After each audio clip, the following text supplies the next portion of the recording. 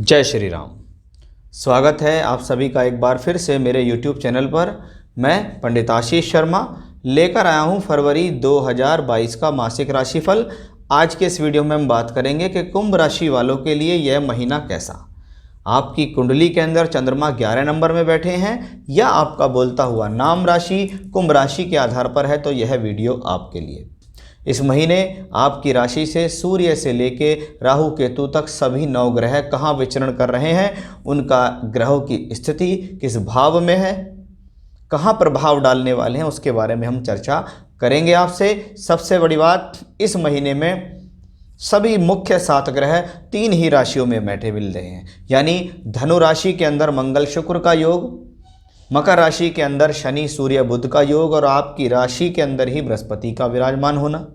तो सभी 7 मुख्य ग्रह 3 राशियों में विराजमान है। अगर आपकी राशि में कोई ग्रह होता है तो वह सप्तम भाव को दृष्टि देता है, राशि से द्वादश में कोई ग्रह हो तो वह छठे घर को दृष्टि देता है और राशि से एकादश में कोई ग्रह हो तो वह पंचम को दृष्टि देता है।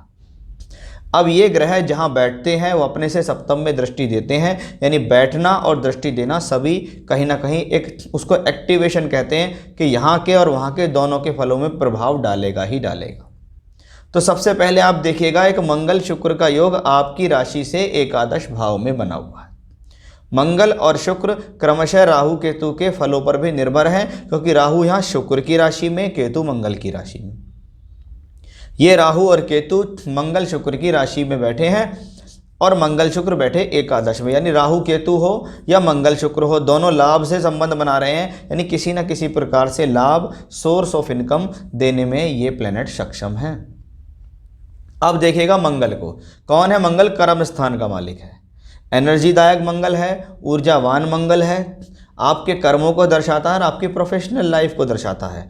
10वें घर से हम आपके सिर्फ प्रोफेशनल लाइफ को नहीं देखते, 10वें घर से हम आपकी काम करने की शैली को भी देखते हैं। दशम भाव का मालिक एकादश में है, तो आपके द्वारा किए गए कर्म कहीं ना कहीं लाभ की तरफ जाते हैं, आपके द्वारा किए गए प्रयास लाभ देते हैं, आपके द्वारा की गई मेहनत आपको सोर्स ऑफ इनकम बना के देती है।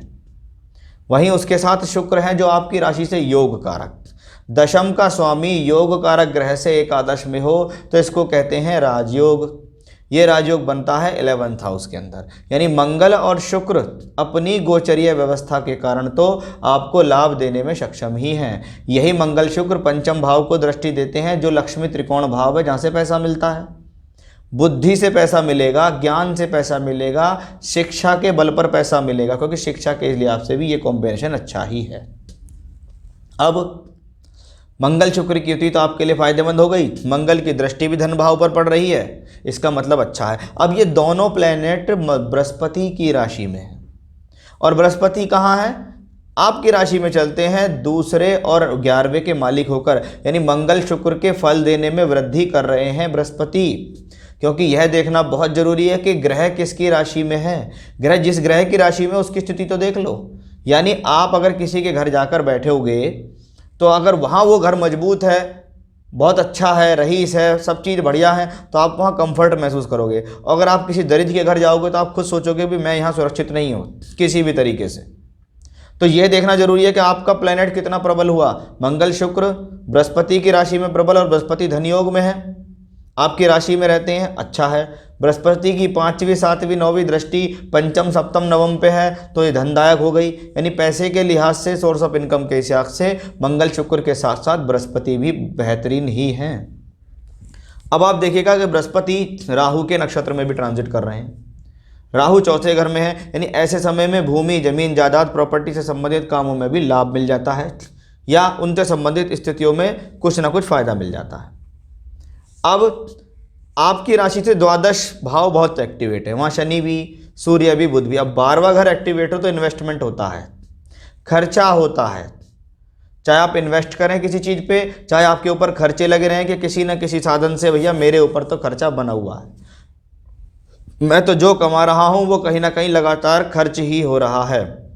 अच्छी बात यह है कि 12वां घर में जब खर्च स्थान एक्टिवेट हो रहा है तो खर्च भी जब ही होगा जब पैसा होगा, कमाई होगी तो खर्च होगा, पैसा होगा तो खर्च होगा, जब होगा ही नहीं तो खर्च कहाँ से होगा।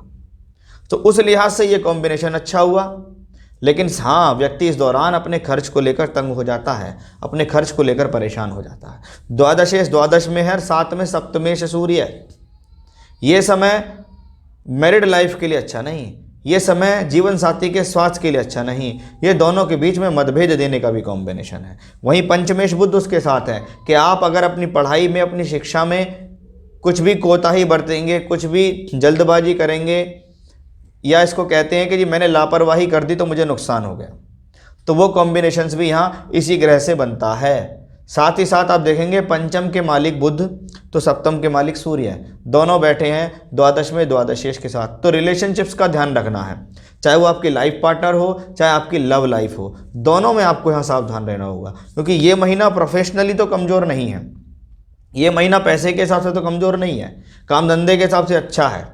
लेकिन जब काम धंधा अच्छा हो, पैसा आ रहा हो, तो व्यक्ति कोई ना कोई गलती भी कर देता है। उस गलती करने से बचना है कि ऐसा ना हो कि आप लोभ लालच में आकर कुछ रॉन्ग डिसीजन ले जाएं और वो रॉन्ग डिसीजंस आपको जीवन में नुकसान दे दें।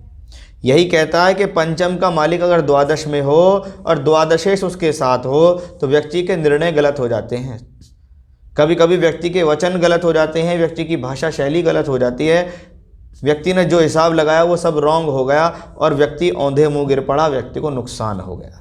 इसको कहते हैं सडन गेन सडन लॉस का कॉम्बिनेशन। तो वो आपको पहचानना है कि कहाँ सडन गेन हो सकता है, कहाँ सडन लॉस हो सकता है, आपकी बुद्धि क्या कह रही है उस बारे में, आपके निर्णय क्या कह रहे हैं, आपका एक्सपीरियंस क्या कह रहा है कि कहीं ऐसा तो नहीं है मैंने थोड़ा कमा लिया तो चलो संतुष्टि से बैठ जाऊं और मैं लालच के अंदर पड़ गया, मैंने सारा लगा दिया और सारा डूब गया। ये वो कॉम्बिनेशन होता है जिसमें व्यक्ति शॉर्ट्स तरीके से पैसा कमाने का प्रयास करता है, जुए से, सट्टे से, लॉटरी से, शेयर मार्केट से, और वो डूब जाता है। तो थोड़ा सावधान रहने की ज़रूरत है कि एक तरफ से पैसा व्यापार से कमाया, दूसरी तरफ से आपने गवा दिया, एक तरफ से पैसा नौकरी से आया, दूसरी तरफ से आपने गवा दिया। तो ध्यान रखना होगा आपको इस बात का विशेष तौर पे। तो ये था मेरा आज का विषय कि फरवरी का महीने में जो 3 भावों में सभी ग्रह चले गए वो आपके लिए कैसे हैं। जब ग्रह राशि से द्वादश के अंदर ट्रांजिट कर रहे हों तो छठे घर पे दृष्टि देते हैं। हेल्थ का ध्यान रखो, झगड़े झंझट से बचो, एक्सीडेंट से बचो, लाइफ में सडन प्रॉब्लम आ सकती है उससे सावधान रहो, काम धंधा करते रहो, सजग रहो, उजागर करके चलते रहो, आँख कान खोल के चलो। ऐसा ही नहीं कि बस अंधे चल रहे हैं, आपके आसपास देखो कि आपके लोग बाग एक्टिवेट तो नहीं हो रहे, आपके आसपास के लोग आपकी क्रियाओं पर ध्यान तो नहीं रख रहे हैं, कहीं वो आपको भीतरी रूप से नुकसान तो पहुंचाने का प्रयास नहीं कर रहे हैं, कहीं वो गोपनीय षड्यंत्र में आपको फंसाने का प्रयास तो नहीं कर रहे कि भाई ये व्यक्ति ठीक चल रहा है, इसके पास पैसा है, इसको किसी न किसी तरीके से फंसा दो। तो इन चीज़ का रखना होगा ध्यान। फिर से नए विषय के साथ आपके सामने हाजिर होऊंगा मैं, तब तक के लिए बने रहिएगा मेरे साथ। जय श्री राम।